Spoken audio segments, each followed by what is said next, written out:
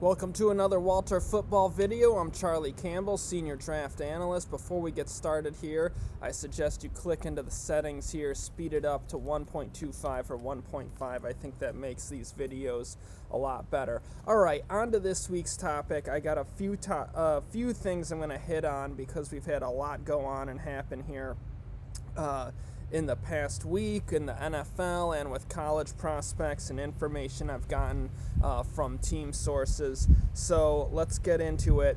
First of all, let's talk about Zach Wilson, the BYU quarterback.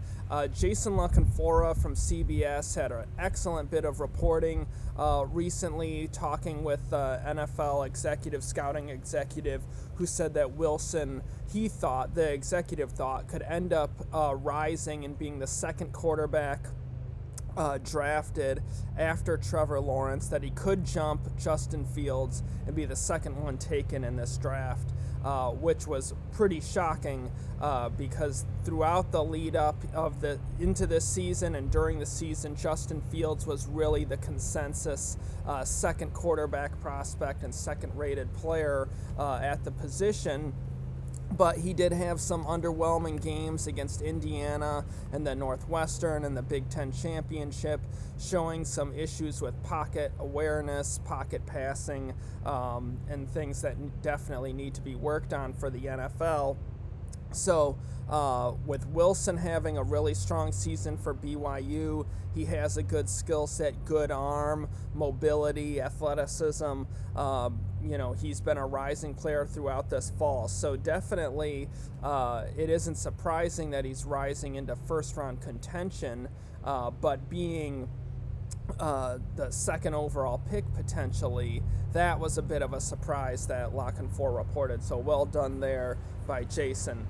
Now, I reached out to a bunch of NFL teams to follow up on his report, see if they felt the same way or if this was just a unique view. And overall, I got some really interesting answers. I had one director of college scouting say yes, he agreed. He thought Wilson could jump Fields, be the second rated player, skill set wise. Only Trevor Lawrence has a better skill set. That college director said he valued Wilson as a second rounder, but with the way quarterbacks rise, it wouldn't surprise him if he went there. Another senior executive at a team said he thought Wilson would be a second rounder.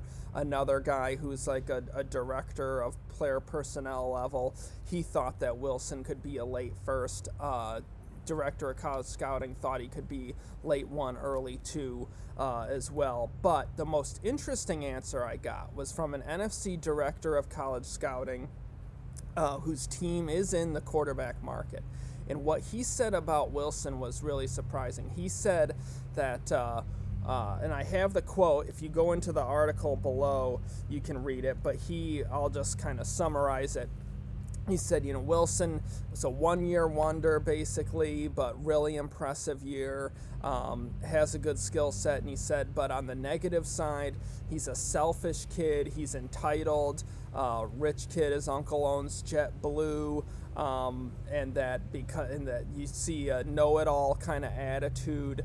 So he said those are kind of the negative parts about the personal makeup, but on the positive side, he's really confident. He's very smart. His teammates play hard for him. So there's a mixed bag there in terms of the makeup and the football character. And when you have players that have that kind of mixed bag, you can have a big range in draft grades. So once I heard that, it really made sense as to why some people thought he could go as high as number 2 and others thought he could go in the second round, because that's just some teams that won't be bothered. They're gonna really like the confidence and intelligence, and they feel he'll grow up and mature as he gets into the NFL, gets humbled by the NFL, as every player pretty much does. And other teams are just going to say, we don't want to work with that kind of guy. Things could get tough. He's going to be focused on himself. So I've heard both of that from coaches and scouts over the years. So that makes a lot of sense to me as to why there's that range from 2 all the way into the 30s and 40s. So definitely check out the report I have there. The quote that I have from that director of college scouting is fascinating. So check out that in the links below in the Hot Press. Now let's get on into this other Hot Press article I reported recently. Zaven Collins, Tulsa linebacker, has just had a phenomenal season, really helped himself with scouts. He's just been all over the field in pass coverage, had an amazing pick six in overtime against Tulane to get that walk-off win for Tulsa. He's shown a lot of versatility where he can play as a Sam, strong side linebacker in a 4-3, can play middle linebacker in a 4-3, can play either linebacker inside or outside in a 3-4 defense, can rush the passer. He's just had an excellent year, really helped himself. So he has a real shot at being a first-round pick this year. And if he doesn't go in the first round, then he'll go early in the second round. But I think with his size being about 6'4", 260, and fast and athletic, I think he's going to work out really well before the draft, and that's just going to keep on sending him up. So don't be surprised if he's a guy that just keeps rising through the process here. But you can check that article out in the links below as well. But Collins has been tremendous. In my opinion, he may have been the best defensive player in college football this season. He just really had a phenomenal year. And you can check him out in the bowl game. I think they're playing Mississippi State. So after Christmas, before New Year's, they'll be up one more time for you to look at Collins. Hopefully he plays and doesn't sit out. Finally, Marty Hurney. Carolina Panthers fired him as general manager. And this was a move that was not shocking in the league because with Matt Rule being installed as the head coach there before last winter after they fired Ron Rivera, the writing was kind of on the wall that Hurney probably wasn't going to be there in the long term. But Carolina, David Tepper, the owner, made the move to fire Hurney.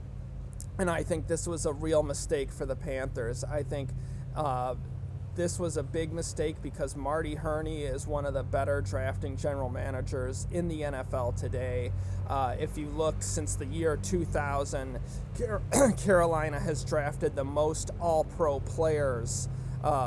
They've had most of their more players that they drafted become all-pros than any other team in the league. And Hurney has been there for the vast majority of those drafts, going back to John Fox's time as head coach and Ron Rivera, through his long run in Carolina. Hurney drafted that team that ended up going to the Super Bowl when Dave Gettleman was general manager. He drafted Cam Newton, Luke Kuechly, Josh Norman. He put the real building blocks and core of that team together. In the early returns on his draft since going back to being the Panthers GM with DJ Moore, Brian Burns, looking really nice picks. This recent draft class, Derek Brown is having a really good rookie season. Jeremy Chin might be Defensive Rookie Player of the Year. Gross Matos has flashed when he's been healthy. So I think that was a big mistake by Carolina. I think Matt Rule has the potential to be a good NFL head coach. From watching them this season, they've been competitive. They've lost a lot of close games, and in the fourth quarter of games, Rule's been outcoached. So's Joe Brady, the offensive coordinator, and Phil Snow, the defensive coordinator. That's why they've lost so many close games. The play calling and the decisions they've made late in crunch time just have not been very good. Other teams have outcoached them. So I think giving Rule an experienced talent evaluator like Hurney that's consistently drafting good talent is a smart thing to do for a young, inexperienced head coach. But the Panthers and David Tepper said he wants to look into more data and different ways of kind of structuring things, and it doesn't have to be the same old NFL way of structure in the front office and scouting and whatnot. I've heard this before from other teams, the Browns, the Haslams, and I'm just very skeptical. This guy's a billionaire. Maybe he knows something I don't know. I'm not a billionaire, so obviously he was very smart and to be as successful as he has been in his career. But when it comes to football, I think this was a bad move. I think it was a really bad mistake. I think if you have one of the consistently good drafting GMs. You don't want to get rid of them. You want to hold on to them. Let them bring in the talent. Then it's up to the coach, it's up to the coaches to take that talent and mold it into winners and lead the team to wins late in the year and win a championship. That's the coaching side of it. The front office side of it, of drafting talent, signing good free agents. When you have guys that are quality evaluators and they're bringing in good talent, you're getting what you want from them. So I think that was a big mistake by David Tepper. I think he just wants to do change in some ways for change's sake when you read his quotes, but trying to reinvent the wheel a little bit is the sense I'm getting. But regardless, Marty Hurney is a good general manager. I think that he could end up with Ron Rivera in Washington or one of these other openings because he has a really solid record of drafting good players. And in the draft, when you look after the first round, I know people will say, well, look at, a third round pick like Rashawn Golden or Will Greer or something like that. I completely get it. But you have to understand that looking at data from that NFL teams have shared with me in terms of how these picks pan out. In the second round, about 50% of those picks don't pan out in the NFL.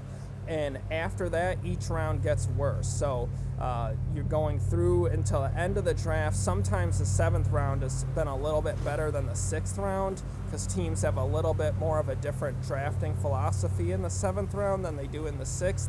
But at any rate, your mid-round picks, if you hit on some here and there, if you hit on a few second, third rounders, that's great. That you have to do that here and there, but nailing all of them is impossible. No GM's going to do that. Even a Hall of Famer like Ozzie Newsome, one of the greatest ever, you look at that track record on day 2, on day 3, there's plenty of picks that don't work out. That's just the way the NFL is, and that's the way the draft is. So as long as you're consistently putting together talent with hitting on first-round picks, sprinkling in some nice selections on day 2 and day 3, then you have a good GM, and I think it's a mistake to ever let go of a good GM, a guy with an eye for talent that drafts well for your team. So that's this week's video. Check out the links below. Please like the video and share it with your friends. Subscribe to the channel. You can follow me on Twitter at WalterFootball, or you can follow me on Twitter at Draft Campbell, and you can follow Walt on Twitter at WalterFootball. We're posting our links all the time. I really appreciate you guys watching. Thank you so much. I'll be back with you again soon. Every Saturday, mock draft goes up here, and every Friday on the website, a new mock draft going up. So I'll get you rolling all the way through the draft here. Thank you guys again for watching. I appreciate you. Take care. Merry Christmas. I'll be back with you soon.